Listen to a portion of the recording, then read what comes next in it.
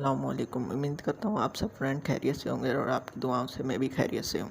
आज मैं आया हूँ मक्का में उम्रा करने के लिए और आप ये मेरे इत्तराफ़ में देख सकते हैं मक्का की हदूद और ये सामने क्लॉक टावर है और इंशाल्लाह थोड़ी ही देर में हम अंदर खाना काबा की तरफ और ये माशाल्लाह सुभान अल्लाह सुभान अल्लाह।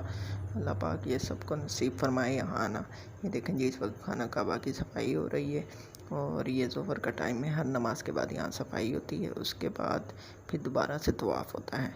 माशाल्लाह सुभान अल्लाह। अल्लाह पाक ये मंज़र सबको नसीब फरमाए, आमीन आमीन। ये देखें जी इस वक्त बिल्कुल सफाई हो रही है। यहाँ पे हर नमाज के बाद सफाई होती है और उसके बाद तवाफ़ शुरू हो जाता है। तो अभी हम करेंगे जी सफाई होने के बाद तवाफ़ शुरू करेंगे यहाँ पर। ये अब जी हम तवाफ़ करना शुरू हो गया और मैंने अपना तवाफ़ ख़त्म कर लिया है और ये आप देख सकते हैं लोग यहाँ पे दुआएं मांगते हैं, नफल पढ़ते हैं। नफल पढ़ने के बाद हम सफ़ा मरवा करेंगे, सफ़ा मरवा पे जाएंगे और ये आप देख सकते हैं ये नफल